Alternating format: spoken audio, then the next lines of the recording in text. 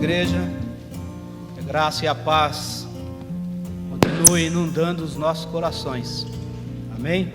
Convido a igreja a abrir suas Bíblias no Evangelho segundo Marcos, capítulo 8.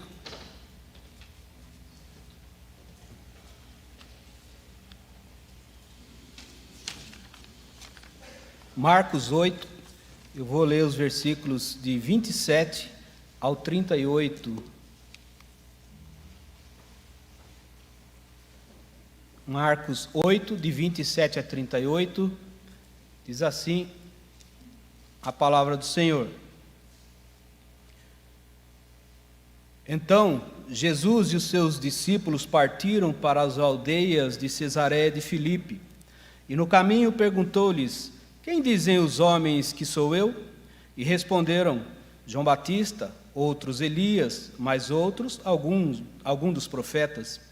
Então lhes perguntou: mas vós, quem dizeis que eu sou? Respondendo Pedro lhe disse: tu és o Cristo. Advertiu-os Jesus de que a ninguém dissessem tal coisa a seu respeito.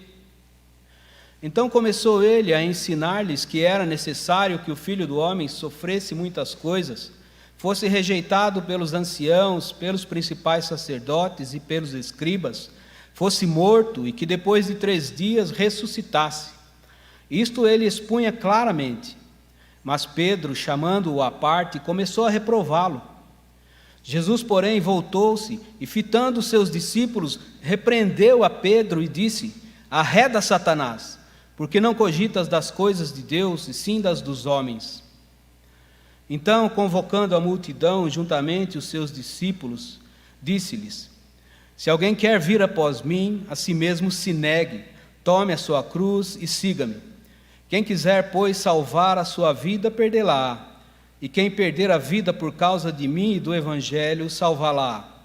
Que aproveita o homem ganhar o mundo inteiro e perder a sua alma? Que daria um homem em troca da sua alma? Porque qualquer que nesta geração adúltera e pecadora se envergonhar de mim e das minhas palavras, também o Filho do Homem se envergonhará dele, quando vier na glória de seu Pai com os santos anjos. Oremos. Senhor, graças nós damos ao Senhor mais uma vez pelas nossas vidas, por cada irmão que está aqui nesta noite, louvando, bendizendo o nome do Senhor, nos alegrando na presença do Senhor, por todas as tuas bênçãos, por toda a tua graça em nossas vidas.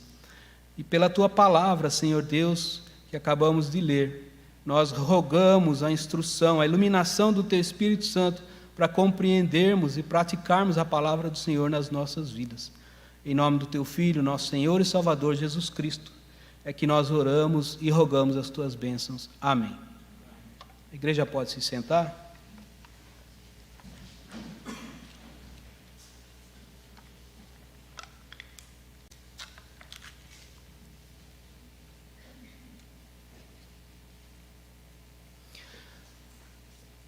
Meus irmãos, hoje é segundo domingo do ano, início de ano, e a gente tem uma expectativa de ter uma mensagem que nos traga esperança, que nos traga uma esperança de um ano melhor, de estarmos encerrando um período de enfermidades, de dificuldades, vencendo uma pandemia e caminhando para um novo período, uma nova etapa, no início de ano, na expectativa de que tenhamos vitórias, de que tenhamos boas notícias, de que tenhamos progresso na nossa caminhada, melhoras na saúde, na economia, ou seja, mensagens de esperança.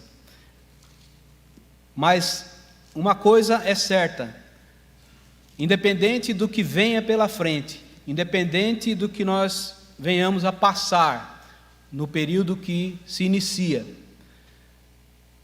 a nossa maior e melhor expectativa para esse ano e para toda a nossa vida é de estarmos mais próximos do nosso Senhor Jesus Cristo.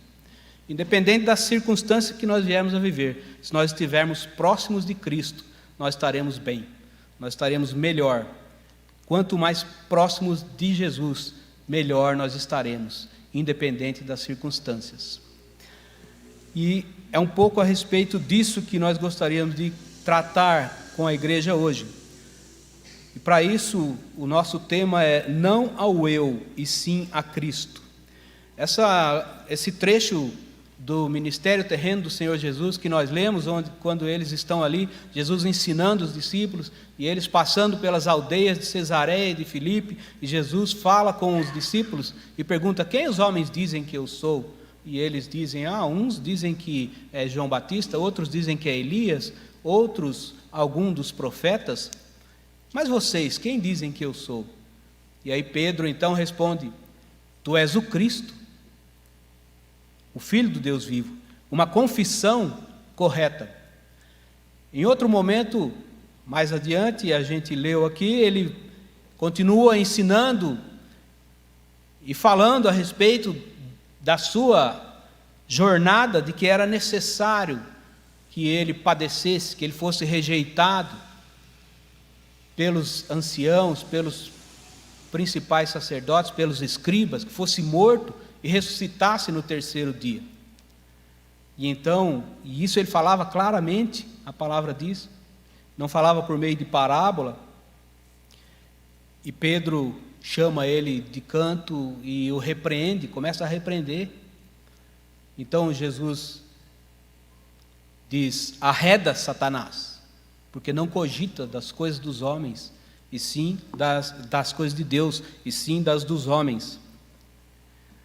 O que nós percebemos aqui é que Pedro representa ali alguém que tem uma confissão correta, que corretamente ele confessa: tu és o Cristo, mas que o seu pensamento, a palavra cogita, significa que o pensamento que ele tinha não estava na direção do plano de Deus, estava na direção contrária do plano de Deus, não estava de acordo com o plano de redenção de Deus estabelecido para que Cristo fosse levado à cruz e então cumprisse o plano de redenção do Senhor. A atitude de Pedro, então, de repreender Jesus, mostra que ele não cogitava das coisas de Deus, de que ele não estava, a sua ideia, seu pensamento não estava de acordo com o plano de Deus, com a palavra de Deus, o plano que era necessário, como Jesus disse. É necessário que essas coisas aconteçam, para que se cumpra a palavra de Deus, é necessário porque Deus assim estabeleceu, porque Deus assim pré-ordenou, e estava registrado na palavra de Deus, por isso era necessário. Então, essa demonstração de uma discordância entre o que ele confessava e o que ele estava vivendo no seu pensamento, demonstra que isso é possível que esteja, e certamente acontece, de muitos estarem confessando a Cristo de uma forma correta, mas está cogitando não das coisas de Deus, e sim das coisas dos homens. Não está com o pensamento alinhado com o plano de Deus, com a palavra de Deus. A palavra de Deus é que nos mostra qual é o plano de Deus, qual é a vontade de Deus para as nossas vidas. E muitos então podem estar incorrendo nesse erro, confessando que Cristo é o Messias, que Jesus é o Messias, o Cristo, e ao mesmo tempo com um pensamento na direção contrária da palavra de Deus.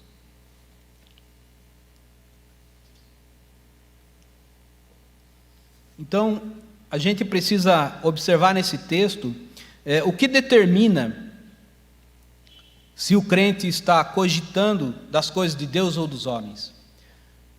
O que determina se nós estamos apenas confessando, ou se nós achamos que estamos seguindo a Cristo, mas na verdade nós não estamos tão bem assim seguindo a Cristo.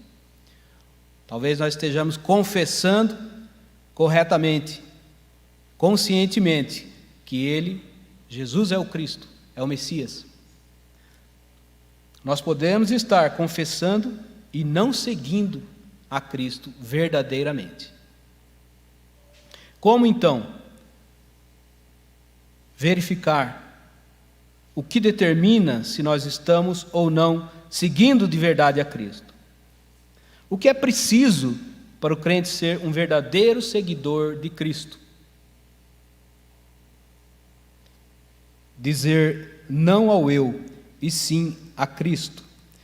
E no texto que nós lemos, eu vou chamar mais atenção para o versículo 34, onde o Senhor Jesus aponta 3 condições para que nós possamos segui-lo de verdade. O versículo 34 diz: então, convocando a multidão e juntamente os seus discípulos, disse-lhes: se alguém quer vir após mim, a si mesmo se negue, tome a sua cruz e siga-me. A primeira condição que nós podemos ver nesse versículo é querer.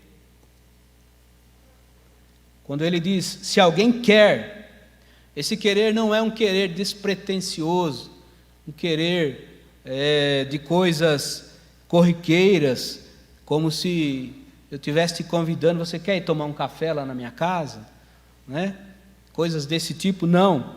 Esse querer é um propósito no coração, é uma resolução determinada, aquilo que você tem como meta, como propósito, é aquilo que você diz, a coisa que eu mais quero na vida é isso.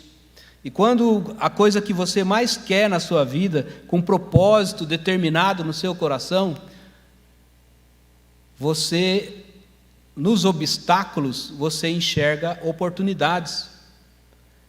Quando o seu querer não é esse querer que Jesus está colocando aqui, você enxerga um obstáculo e aquilo te desanima de buscar aquilo que você quer. Você vê a dificuldade, você vê o desânimo diante dos obstáculos, você se abate. Mas quando o querer é aquilo que você, a coisa que você mais quer na sua vida, os obstáculos você os transpõe, você vence, você enfrenta, eles se tornam menores. Esse é o querer. Isso é que Jesus está dizendo, se alguém quer, ou todo aquele que quer realmente, aquela pessoa que quer algo, que faz os maiores sacrifícios para alcançar aquilo que quer. Aquele jovem que quer entrar numa universidade federal e ele abre mão de sair com os amigos para estudar, de sair com a família, ele se priva de vários privilégios, de vários prazeres para poder estudar, se preparar, porque a coisa que ele mais quer na vida dele é entrar naquela universidade. É esse querer que nós precisamos ter para ser seguidores de Cristo. E Jesus coloca alguns versículos em Lucas para nós pensarmos um pouco a respeito do desafio de seguir a Jesus. Em Lucas 14, 26, ele diz: se alguém vem a mim e não aborrece a seu pai, mãe, mulher, e filhos, irmãos e irmãs, e ainda sua própria vida, não pode ser meu discípulo. Ele está falando também do contexto de seguir, de ser discípulo, seguidor. Então, Jesus não está dizendo que que é para a gente deixar de amar a família, odiar a família, não. É que o amor à família deve parecer ódio comparado ao amor a Cristo. Precisamos compreender essas coisas para saber se nós queremos realmente seguir a Jesus. Se o amor da família, porque por mais que você ame um familiar te ame, você não pode livrá-lo do seu pecado, da condenação dos nossos pecados. Você não pode nem livrar e nem ser livrado. Então esse amor de Deus para conosco, ele é de uma outra esfera, de uma outra dimensão. Para a gente entender isso, que se o amor, eu devo amar muito a minha família, mas comparado ao amor que eu devo ter por Cristo, esse amor deve parecer ódio. Nesse mesmo capítulo de Lucas 14, lá no versículo 28, o Senhor Jesus diz: pois qual de vós, pretendendo construir uma torre, não se assenta primeiro para calcular a despesa e verificar se tem os meios para a concluir? Ele está chamando a atenção para que a gente considere o custo do discipulado. Ele está falando sobre esse assunto, de aqueles que querem segui-lo.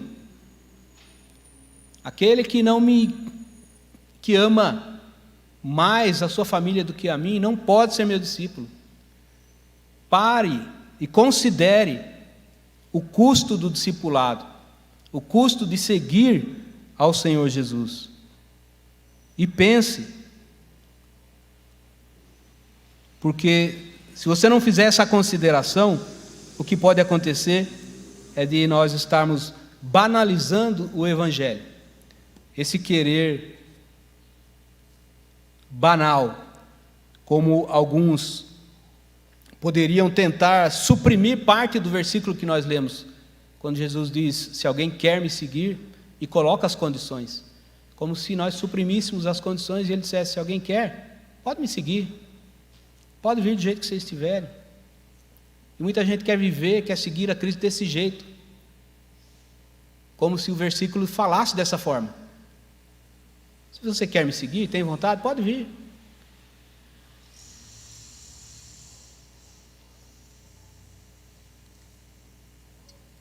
Nós devemos parar para pensar. Você já se perguntou se você quer mesmo seguir a Cristo? Ou se você está na igreja por qualquer outro motivo? Porque é necessário ter uma religião, ou porque precisa das pessoas? Pare e pense, se você realmente considere a responsabilidade, considere o que Jesus requer para segui-lo. Há uma segunda condição. Jesus continua dizendo: se alguém quer me seguir, a si mesmo se negue. Essa segunda condição é a autonegação. A primeira condição é querer, a segunda condição é a autonegação. Negue-se a si mesmo. Esse é o maior obstáculo para seguirmos a Cristo, é o eu. Esse é o maior obstáculo. Contrário, a autonegação é contrária à ideia predominante no mundo de hoje, uma ideia eivada de humanismo, que prega que nós devemos ser o centro, que o homem é o centro da atenção, que o homem é a medida de todas as coisas, que o que importa é a sua felicidade, é a sua satisfação, é você se realizar, é você se autossatisfazer, se autogratificar. O que importa é isso, é a sua felicidade. O que importa é você se satisfazer. Isso é que importa, isso é que a sociedade tem como ideia predominante. É você satisfazer seus desejos, suas necessidades. Isso é o eu predominando. O eu como referência para ver o mundo. É uma chamada ilusão narcísica, do narcisismo. Então, eu sou a referência para o mundo. A frase de Descartes, que é penso, logo existo, muito conhecida, né? Depois disseram sinto, logo existo. Hoje dizem sou percebido, logo existo. Então eu tenho que ser percebido, eu tenho que ser curtido, tenho que ter like, senão eu não existo, né? Isso mostra a ideia do contexto que nós estamos vivendo, da sociedade que a gente vive, a ideia predominante, originada no humanismo que põe o homem como centro do universo, tira Deus do centro e põe o homem.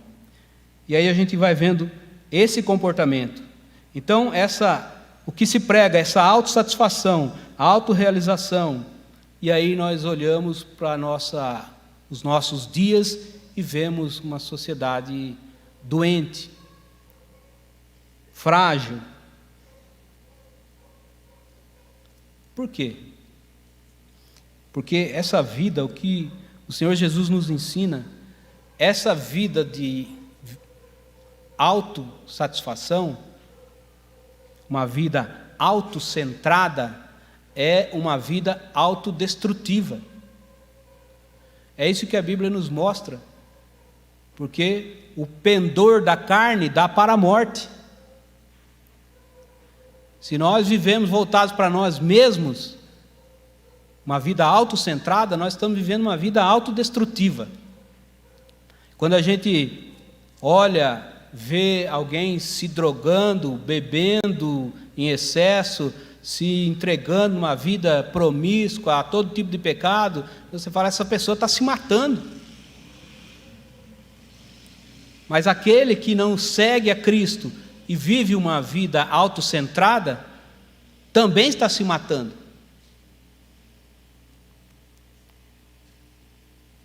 Por isso o Senhor Jesus diz, é necessário, negue-se a si mesmo, a autonegação.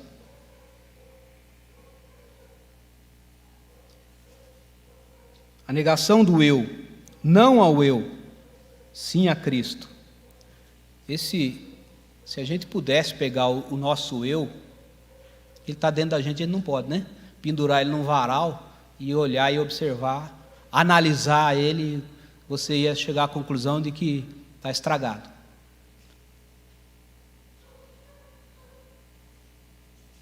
Não serve para seguir a Cristo desse jeito. Mas nós não podemos fazer isso, mas Deus já fez e mostra na palavra dele para nós. Como está escrito, não há justo, nenhum sequer, não há quem entenda, não há quem busque a Deus. Todos se extraviaram, a uma se fizeram inúteis. Não há quem faça o bem, não há um sequer. Romanos 3, 10 a 12. A depravação total. Nós precisamos negar esse eu, nós não podemos cultuar o eu. E essa ideia entra na igreja. Como que essa ideia entra na igreja? Através do liberalismo teológico que mata as igrejas. O pragmatismo que a gente vê presente nos nossos dias. O liberalismo teológico nega a inerrância das Escrituras, nega muitos milagres, nega que a palavra de Deus é verdade absoluta, objetiva e absoluta, a insuficiência da Bíblia, a inerrância. O pragmatismo que faz qualquer coisa para atingir os seus objetivos, prega um evangelho que satisfaz os desejos daqueles que buscam satisfazer a sua vontade na igreja. Então o pragmatismo satisfaz.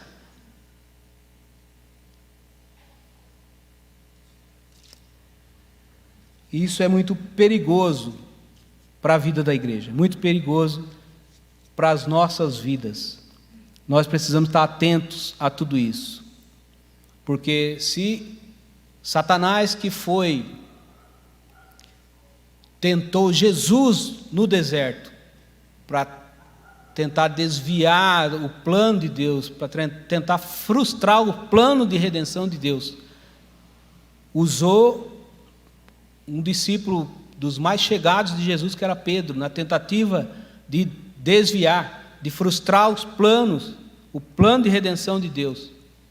Certamente ele é muito capaz de introduzir na igreja ideias, pensamentos, teologias que procuram nos desviar da verdade da palavra de Deus. tentam nos convencer de que a palavra de Deus é ultrapassada, que ela tem que ser adequada ao nosso contexto cultural. E a gente tem ouvido esse tipo de mensagem por aí.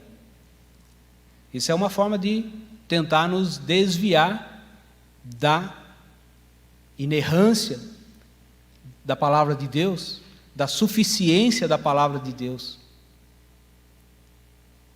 E nós precisamos estar atentos a isso. E não buscarmos, tomarmos cuidado com essa estratégia de acariciar o nosso ego. Eu li uma frase do reverendo Hernandes no livro Pregação Expositiva, que ele diz: o povo precisa sair da igreja não alegre com o pregador, mas triste consigo mesmo. As pessoas precisam sair da igreja não alegres com o pregador, mas tristes consigo mesmas. A palavra de Deus, ela deve confortar os aflitos, mas afligir os acomodados. Então, nós precisamos estar atentos a isso, irmãos. Muito cuidado com o eu. A autonegação é uma condição para nós seguirmos a Cristo, para nós sermos verdadeiros seguidores de Cristo.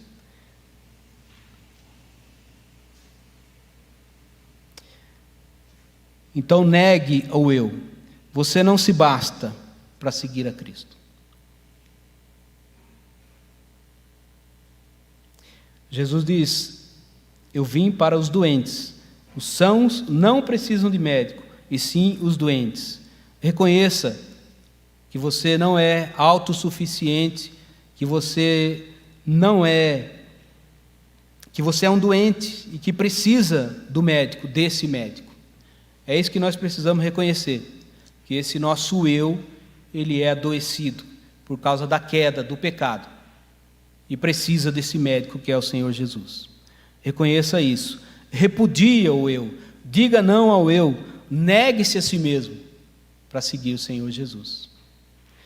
Há um terceiro, nesse mesmo texto, uma terceira condição colocada pelo Senhor. Ele continua dizendo: a si mesmo se negue, tome a sua cruz. A terceira condição é tomar a sua cruz, é a automortificação. A primeira condição é querer de verdade. A segunda condição é negar-se a si mesmo. A terceira condição é a automortificação, é tomar a cruz. A ideia da cruz no cenário da Palestina, quando se via alguém carregando uma cruz, sabia-se que era um condenado que estava caminhando para a sua execução. Essa era a ideia da cruz. E nós devemos pensar no que é essa cruz. E primeiro, o que não é essa cruz. Essa cruz não é uma pessoa difícil, uma situação difícil. A sua sogra não é essa cruz, nem seu cunhado, nem ninguém que represente alguma dificuldade na sua vida. Essa cruz não é imposta. O Senhor não amarra a cruz nas suas costas para você levar. Quando Ele diz, tome a sua cruz, assuma a sua cruz. A cruz não é a cruz de Cristo, é a sua cruz. A cruz de Cristo, ela pagou o preço do perdão dos nossos pecados. Essa cruz é o preço do discipulado. Essa cruz não é justificativa para murmuração, viver se queixando. Eu tenho que levar essa cruz. Não, como diz o Salmo 100, servir ao Senhor com alegria. O que é a cruz? A cruz é o ódio do mundo contra Cristo e contra os seguidores dele. Isso é que é a cruz, que Jesus está dizendo que os seus seguidores devem levar. Cruz, essa cruz é angústia, é dor, é humilhação, é rejeição, é morte. O ódio do mundo por Cristo. É essa cruz que o seguidor dele deve tomar. E esse ódio, o mundo e Cristo ainda estão em antagonismo, em oposição. E nós não podemos seguir a Cristo e ficarmos neutros nessa luta, nessa oposição. Tem que tomar a cruz do ódio do mundo. Não dá para a gente, não, eu quero seguir a Cristo, mas eu não tenho nada a ver com essa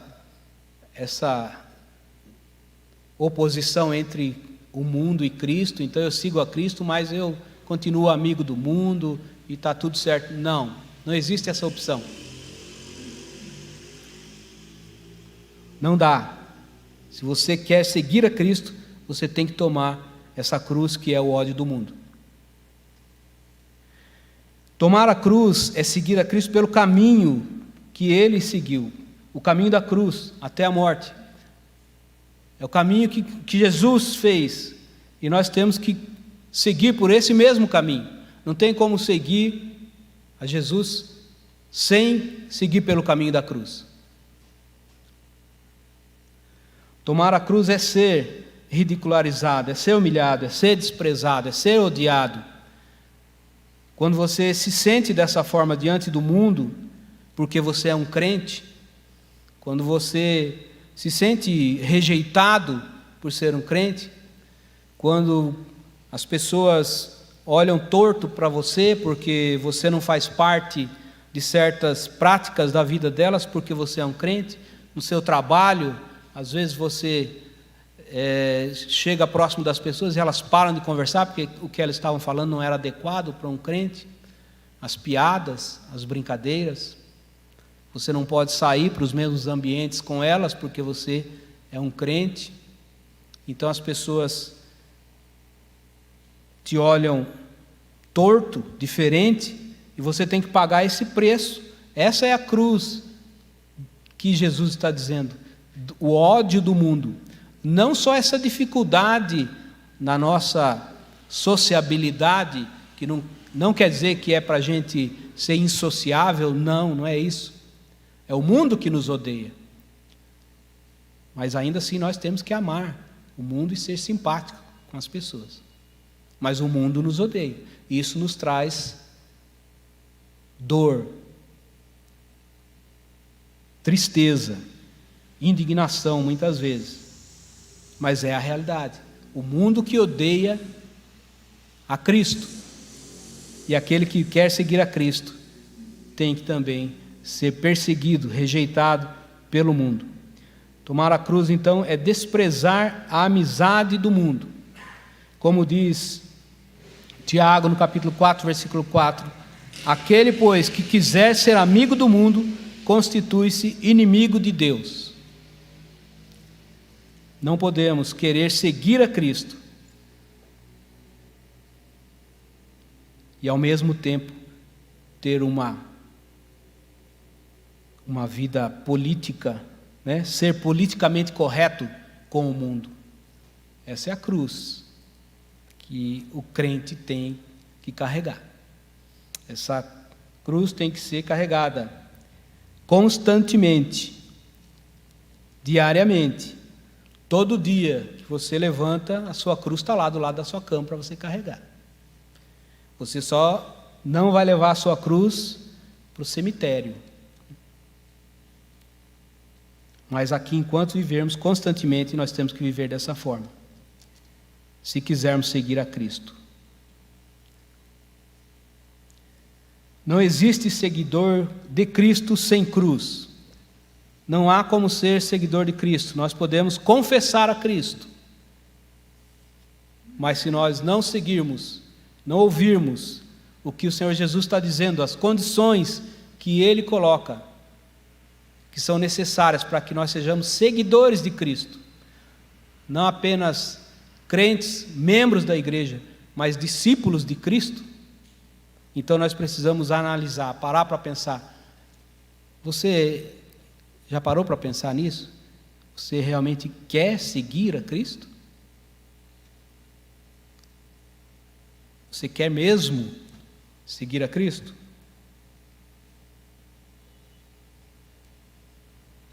Você está disposto e você precisa negar-se a si mesmo?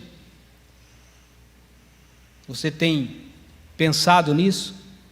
Tem negado a sua vontade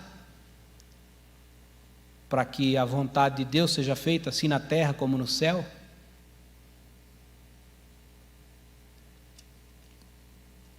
Você já parou para pensar que, como Jesus termina o texto dizendo que qualquer que nesta geração adúltera e pecadora se envergonhar de mim e das minhas palavras, também o Filho do Homem se envergonhará dele quando vir na glória do seu Pai com os santos anjos? E que se para não carregar essa cruz, para não ter essa oposição do mundo contra nós, por causa da nossa vida cristã, nós negociamos e nós negamos Cristo diante dos homens, nos envergonhamos dele diante do mundo, preferimos ser politicamente corretos com o mundo, agradar o mundo.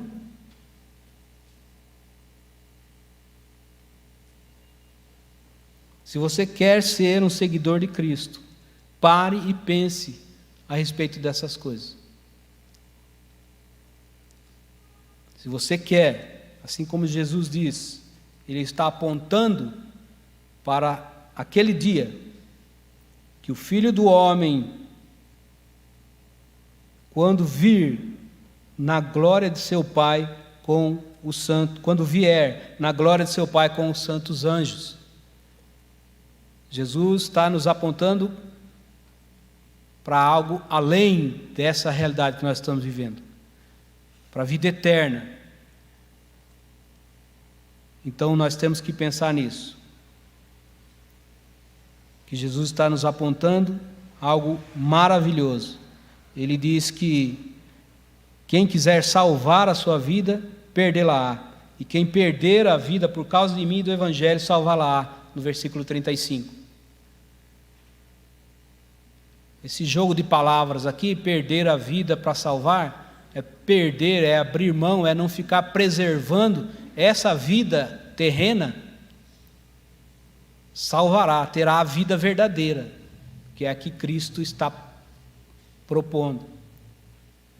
Aquele que preserva essa vida, vive em função dessa vida, não tem a vida que Cristo trouxe, vida abundante, vida verdadeira. É preciso nós pensarmos seriamente a respeito dessas coisas. É palavra de Deus, Ele está nos dizendo o que é a vida verdadeira. Essa vida que Cristo trouxe, a vida verdadeira, vida abundante. Não troque, não menospreze essa vida, a companhia de Cristo, seguir a Cristo, para seguir o mundo.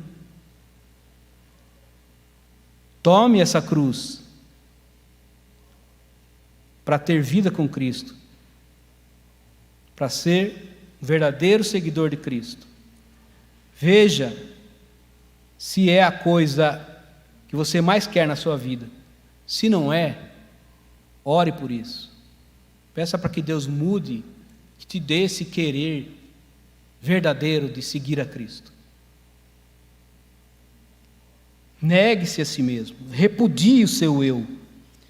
Não siga a filosofia do mundo, a filosofia de vida do mundo, de autossatisfação, mas a filosofia do discípulo de Cristo, de autonegação. E siga a automortificação na cruz de Cristo. Não preserve essa vida terrena. Tem muito crente preso demais às coisas desse mundo aqui, dessa vida. Quer seguir a Cristo, mas não consegue largar as coisas que tem aqui, que são temporais, que são passageiras.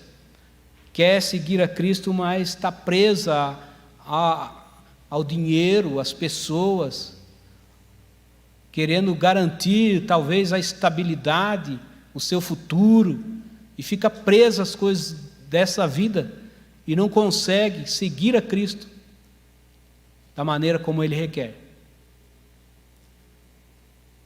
Não esteja preservando tanto, mas sim consagrando essa vida. Porque a transformação que Cristo faz não é só para a eternidade, mas também para o tempo presente. Porque aquele que está preso, preservando com todas as forças, com unhas e dentes aqui, tudo que tem aqui, é aquele que não conhece verdadeiramente o valor que as coisas têm. Porque aqueles que sabem que todas as coisas pertencem a Deus e são para a glória de Deus, esses não se apegam tanto às coisas assim. Então pare e pense nisso. Se você quer realmente, e não se envergonhe dele e das suas palavras, diante dessa geração pecadora, como ele diz. Como é que a gente pode ter esperança de encontrar o Senhor Jesus, quando Ele vier na glória de seu Pai com os santos anjos, se a gente se envergonha dele diante de pessoas pecadoras como nós?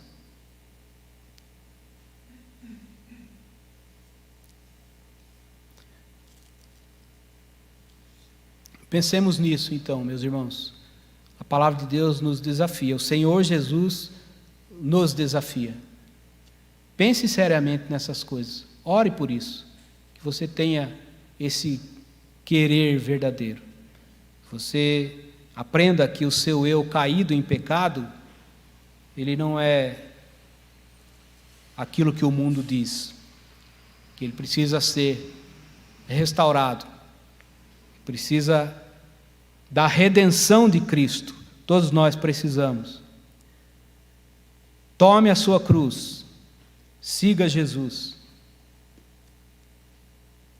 escolha a vida para que viva. Que Deus assim nos abençoe e que nós possamos realmente ser verdadeiros seguidores de Cristo.